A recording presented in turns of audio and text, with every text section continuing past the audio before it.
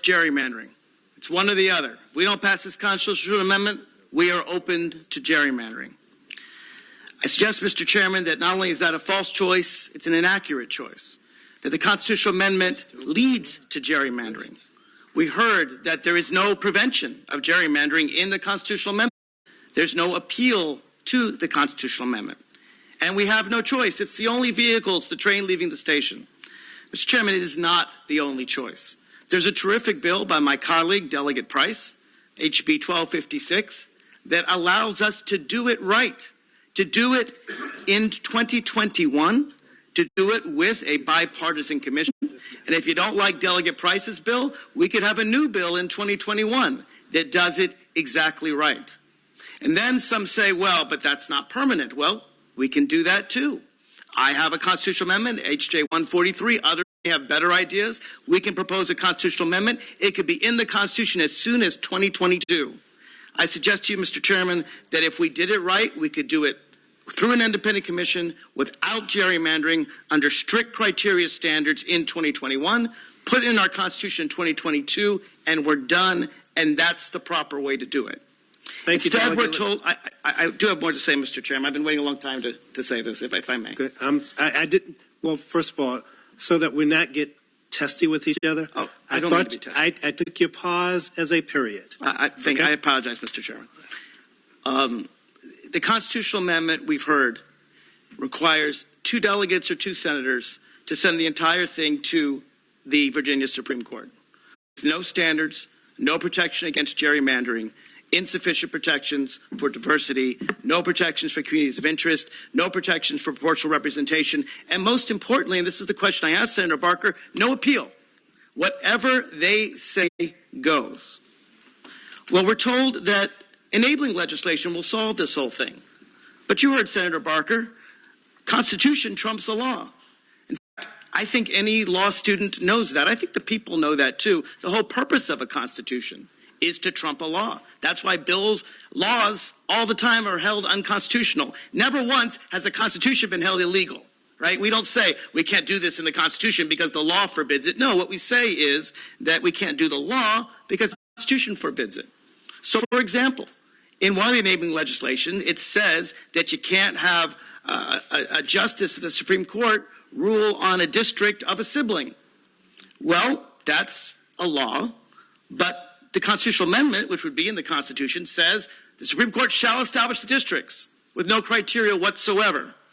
So I would suggest that everyone knows the Constitution trumps the law, and therefore that enabling legislation is meaningless. I think we can have an example from the United States Constitution, which has a pardon power for the President of the United States. Now, Congress may very well want to establish limits on that pardon power, but if they did, I think that the Supreme Court would say that's unconstitutional because there are no limits in the United States Constitution on the presidential pardon power, so Congress can't set limits on it. The other thing that this constitutional amendment does, to be very clear, is for the first time in 400 years, we're giving legislative power to the Virginia Supreme Court.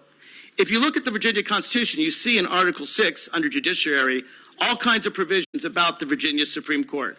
And what you find, if you go section by section, line by line, is that all of these powers are judicial powers, powers to decide cases, powers of mandamus, and each and every section is restricted by the General Assembly.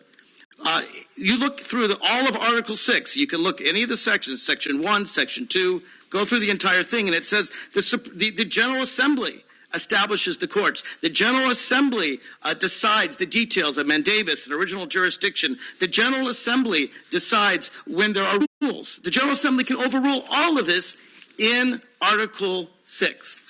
The Constitution doesn't modify Article 6. It gives the Virginia Supreme Court a new power in Article 2. Article 2, Section 6A, and this power gives no power to the General Assembly to enable it, to establish it, to put any guardrails on it. It says the district shall be established by the Supreme Court. Like 7 words. The district shall be established by the Supreme Court. No guardrails. It doesn't say according to law.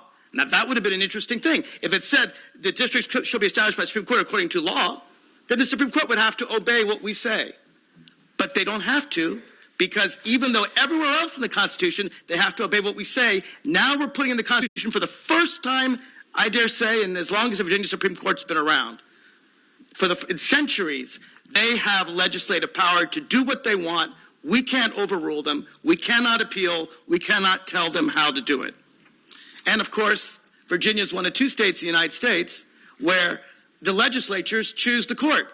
So here you have the court choosing the legislators, and then they can choose the court, and then the court can choose the legislators, and the people never get to weigh in.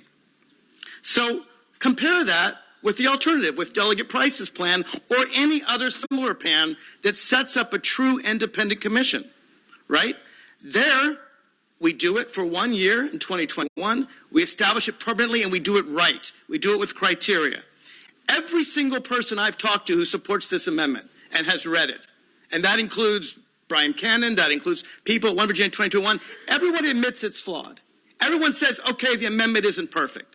I would argue it's worse than perfect. I would argue it's downright dangerous. But even its proponents say it's not the way we would have drafted it. Delegate Levine. I'm almost done. Delegate Levine. Are you saying that Brian Cannon has had a conversation with you? Yes. He's never spoken to me. I have had a conversation. So I'm assuming that you're wrapping up because we've got several other members in the queue. I am wrapping up. As a flawed amendment, this is the wrong thing to put in the Constitution. Some have said we can fix it with another constitutional amendment in 2022. If that's the right way to go, then that's the way we should go from the get-go, rather than telling the people of Virginia, pass this amendment this year, and then we're going to fix it 2 years from now and fix the thing that we just said was flawed. Mr. Right. Chairman, if I'm right, if I'm wrong, then I'll be happy. If we get fair districts out of this, I'll be pleased to admit I'm wrong. Right. If I'm right, though, it's catastrophic, and I do urge we vote against this. Thank you, Mr. Chairman. Delegate Simon. Thank you, Mr. Chairman, members of the committee. Speaking to the bill, or the amendment here.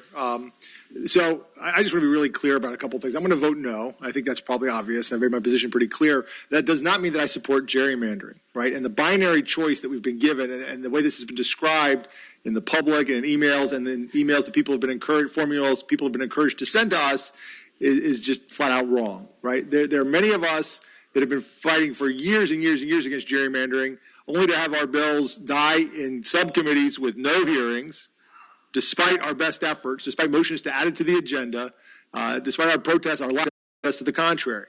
What we have before us is the only thing that we could get a Republican legislature last year to pass.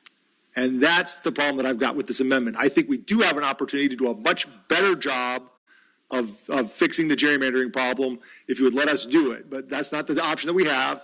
We've been told this is the only way to do it. So I just want everybody to understand that when I vote no on this, this is not a vote for traditional partisan gerrymandering. This is a vote against a flawed amendment. As Delegate Levine said, everyone agrees is not perfect, which by definition means it's flawed. That was the best that we could get Republicans to agree to last year. And so you're going to see my vote no. I encourage the other members of the committee to think long and hard about this. You don't be surprised at the product we get as a result of the one thing the other party was willing to vote for. Delegate Krizek. Thank you, Mr. Chairman. I'll make this pretty brief. First, I want to thank the patron, Mr. Barker. I know you've been a leader on this issue for many, many years. You worked very hard to put together this. But I have to regretfully tell you that I'm not going to support it.